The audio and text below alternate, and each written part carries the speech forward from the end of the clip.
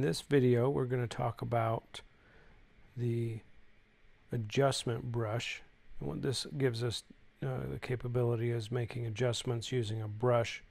And those adjustments are these basic parameters that we have. And this is really awesome. Using this in a term called dodging and burning. And what that is where we can darken and lighten different areas of the image. So I'm going to first go through a basic adjustment here and just increase some of the contrast, maybe the exposure, and give me a little bit more clarity just to get a little more pop.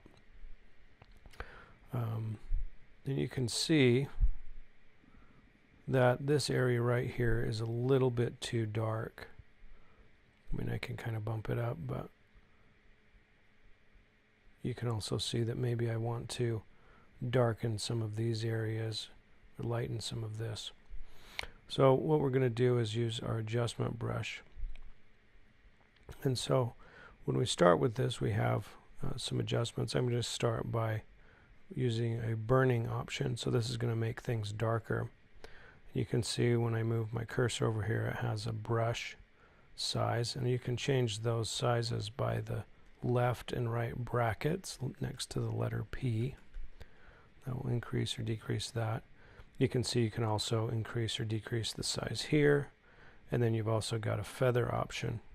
And what that is you can see there's two circles, and the larger the second circle, there's going to be a adjustment of feathering. So the effect will kind of fade off to that outer ring, from the inner ring to the outer ring. And then flow is how intense it is. So if you want it to be really subtle, you can put the flow down.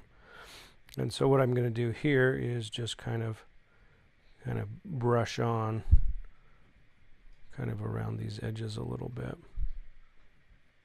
Okay, and you can see that this mark is made, and that signifies where that brush started. And I've added to it, but you can see when I hold my cursor over it, it creates a little amber lith mask, that ruby lith. And so what that's doing is telling me where that effect is being applied. And again, you can see if I've made it too dark, I can slide that out. Now, if I want to erase parts of it, let's say this area right here is a little too much, or right here, I can click on the erase button here, and that allows me to paint away where I've added that brush.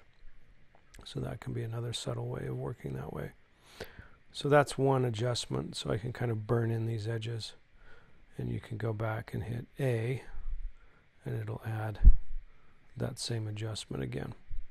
So we can also dodge things. So if I wanted to make a new option, so this is going to make me a new mask, and I'm going to slightly lighten the exposure and just kind of lighten it in certain areas. Maybe that's a little bit too much, so I'm going to turn the flow down.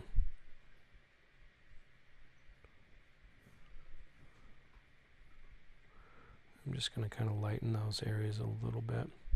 You can see it has a second option here, so that's that second mask that we've created. And if you wanted to click on this one, you can go back and edit that one, or vice versa.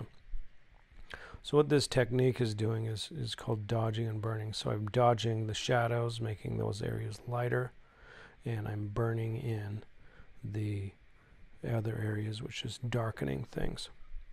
So let's try that with maybe another image over here. You can see this image. Let's maybe decrease the exposure slightly, and the highlights will increase the contrast and the clarity.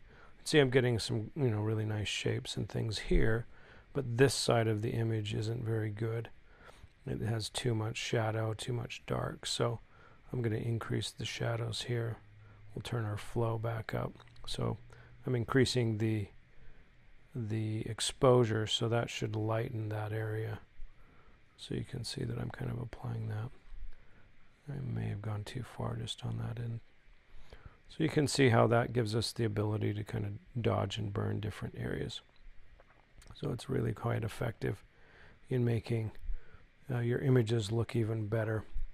So this would be a higher end editing and development.